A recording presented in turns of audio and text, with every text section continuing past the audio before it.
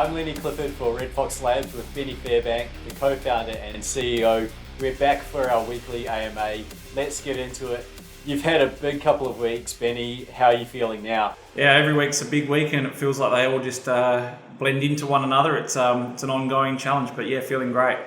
Okay, we're a week from the RFOX Finance launch, and can we go over some of the key stats? Like RFOX was the APR market leader, right? Yeah, it's been phenomenal considering how much faith people have put into it, and the results have been amazing so far. And obviously, once we start to introduce some partnerships, I'm sure that's going to get better. Yeah, and can you go over any other sort of key achievements? Anything you're proud of?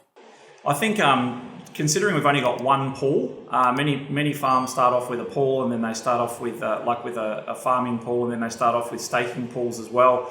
And as you know, we haven't introduced the staking pools for 2 weeks after the start, so we're still a week away from that, and we've already got a decent amount locked in the staking pool, so ready for people to actually start doing the single-sided staking. So very, very happy with that, and I think that the type of people that we're going to start working with will only bring in further attention. And also a Japanese community sort of popped up out of nowhere, so they've come in sort of second to Australia, so very, very heartening to see new countries come in. Yeah, that's really interesting. I wonder how that's come about. So, okay, and you mentioned staking before. So when that staking does commence, what are the rewards? Yeah, so you can either stake RFOX or VFOX, and both of those staking pools you will receive VFOX as rewards. So we've got a schedule as part of our light paper that shows you how they all come out. So the first burn party, that's very soon. What exactly happens here? Yeah, we just thought that we'd, instead of just saying it's done and putting a GIF of Elmo on fire, which seems to be the trend, we thought we'd just jump on a Discord call, which I normally do every Wednesday night anyway. So we'll get on there and talk to people, do a bit of an AMA, and actually do it while everybody's on the call together. So, we're over 10 million already RFOX to be burned on Wednesday night. So hopefully we can get another couple of million. Okay, awesome. Okay, so moving along to what's coming up with the Vault and the land sale. Now it's pretty clear that people want to buy crypto, they want Bitcoin, they want to earn from their investments as opposed to letting the banks take it. Do you know if people want digital real estate? Yeah, I think it's become a big thing, and I think that in the circles that I move in, especially, people actually understand the concept. So they see this as like a very valid form of an investment. So I think it's going to be a lot bigger than people think it is. Sure, and you've mentioned that venture capitalists are buying digital real estate, and I want to get back to a question that we covered previously. How can we value digital real estate? And we can look at how some of the other metaverse sales have gone, but do you know of any valuation methodologies that could be used? And how are we to do our due diligence if we want to get involved? I think, to be honest, it's very early. There's a couple of firms out there that I've read about that do valuations for digital real estate, but ultimately it's still very much a matter of it's worth what somebody's prepared to pay for it. So I think the industry is so young that it's going to take a while to develop to sort of get fair market value, and it's not only going to be returns as far as profits or revenue generated through a shop, but you think about the real world, think about a house. That doesn't produce any revenue, it provides a purpose. Then people look at whether they've got a good deal when they go to sell it or the current value. So I think it's going to be a very interesting dynamic, and I'm not sure that they have a very pinpoint way of working out how much they're worth yet. Okay, so I'm guessing the prices are going to be beyond what's held in my bags. So I'm going to go to the bank tomorrow and ask for a $500,000 loan on digital real estate. What are they going to say to me? They're probably going to say no, I would assume. I would think I'd think it's pretty hard for them to sort of control, police and monitor. They need to be in control of things. So it'll be very interesting to see what they would say. But it'd be a good experiment actually to go in there with a camera, see how quickly you get ushered out. Yeah, I'm just wondering, can you imagine the day, get to some point in future when it becomes a regular thing to go to the bank to get a loan on digital commercial real estate? I don't think that'll be a factor going down the track. I think banks are going to play a less and less significant role, and I think it'll be more that you get a loan against your crypto to buy digital assets. Banks are on their way to kind of becoming the fax machine of finance. So we can see huge gains across the crypto space. And when it comes to investing in digital property on the blockchain, how would you describe the opportunity? I'd say it's very much a speculative opportunity at this particular point in time because it's in its early phases. And ultimately, what has to happen is we have to have more adoption and we have to have more users and more buyers and sellers for it to sort of really gain the traction that we think it'll have. But it's a very early iteration, and we understand what it's going to do, and we understand its need with COVID and the way that the world's changing. And don't forget that after 3 months, habit loops form, so people are getting into a familiar way of doing things. And I think that even if tomorrow the world opened up again, people are used to doing things a certain way now, and those habit loops are kicking in. So we've got a little bit of an opportunity and a window here to really sort of ingrain some sort of new methods and new ways of doing things into people's consciousness, and we've got a real chance to be able to sort of capitalise on this new movement. Okay. And going on to the land sale, the auction, how will that work? Yeah, so we've talked about that briefly. Soon we're going to bring out like a handbook that'll give you all of the quartermasters and the law, LORE, and the LAW as well on how it'll all work and the rules and conditions.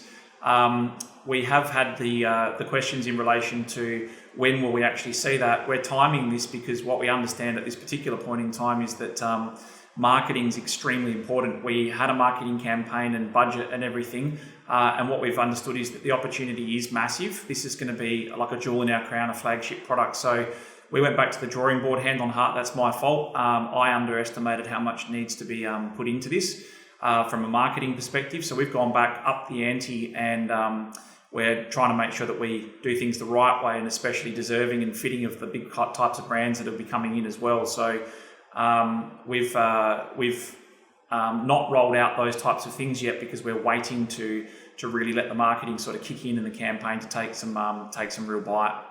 Okay, yeah, well, I'm looking forward to seeing what's produced. It sounds like it's going to be really exciting. I think it'll blow us away. So, who are we up against? Is it venture capitalists, property magnates, real estate giants, Frank Lowy, Trump? Sorry if I triggered anyone. We don't actually really know yet, and the fact is that the interest has come from lots of different people. But also answering your previous question as well, we're looking at a more sort of a catch and release, in the sense that people put in their bid, and then if you get outbid, it would release your bid and take the new higher bid, much the same as any other system. But we've been playing around with a couple of different options, so we'll sort of wait until we've got those secured to be able to advise how that would roll out. But as far as who is involved, and people keep asking, who's going to come in, who's going to buy the RFOX, we're looking at a number of different options for that. But we don't know. And I think that with this marketing campaign, the way we've changed it around and put a bit more oomph behind it, I think we're going to attract a whole different crowd of people as well. So it'll be very, very interesting to see who comes in on the actual in the auction time. Okay, great. And are there any changes to the land sale roadmap and timeline? Yeah, for sure. I think we're going to finalise and publish that very shortly. But as stated, when you go through and pump a whole lot more into it, and you're going to advertise and market a lot more, and you also don't forget marquee brands take a while to sort of get through the red tape internally to be able to sort of put their foot down as well. And we want to make sure that we get use of that as well. We're not going to be going to land sales unless we're able to advertise who those brands are, obviously. So we'll come back later on in the week and give you a more definitive roadmap. But with the new marketing campaign, I think it's going to be something that gets a lot more attention. And what we want to do is give that the amount of time that it's needed to be able to gain that traction. So yes, there will be changes to the roadmap, but we'll explain them as they go, and you'll see the fruits of the labour, so to speak, as far as the marketing is concerned as well. Okay, Ben, that all makes sense. And can you tell me about the mechanics of the sale? Yeah, so we're looking at an auction. We've talked about the fact that it would be 72 hours and it would be highest bidder wins per block. So what you'd be able to do is see the block numbers and the cities, and then you'd be able to just select the item that you want to bid on, and then highest bidder at the end of the 72 hours would be awarded that property. That property will come after the auction in the form of an NFT as far as the shop is concerned. So that would be your proof of ownership. So finally, do you have any updates on RFOX Games? Yeah, so Fads, the GM, will give some pretty clear timelines very shortly, but like we're about a month away from everything happening, so it's very, very exciting. I think testament to their team.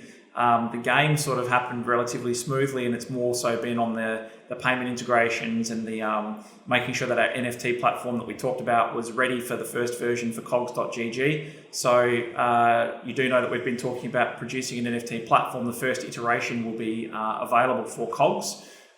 So we've been working very hard to try and make sure that all these products come together at the same time, and finally we're going to be able to have a more public release of the game, and this has been built for mass adoption and for scale, so it's very exciting. And you can even challenge us as beat the bosses, and you can come in and try and beat us in a game, so that's it's pretty exciting stuff. Okay, so the land sale's coming. Get prepared if you're interested, and we'll be providing as much info as possible. So before we wrap it up, Benny, what's the plan for RedFOX Labs this week?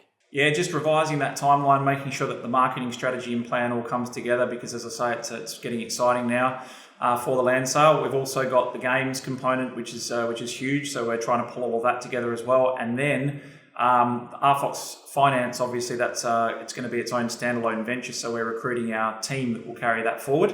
And that will run much the same as RFOX Games or any other venture. It'll have its own dedicated team of people much more qualified than us to run that going forward. So we're in the recruitment phase of bringing on that expert team to run that for us. Okay, sounds awesome. Right, so that's it for now, guys. We're keen to hear your questions, your comments. Please feel free to leave them below. Have a great week, everyone. Thanks, Ben. Thanks, mate. See you.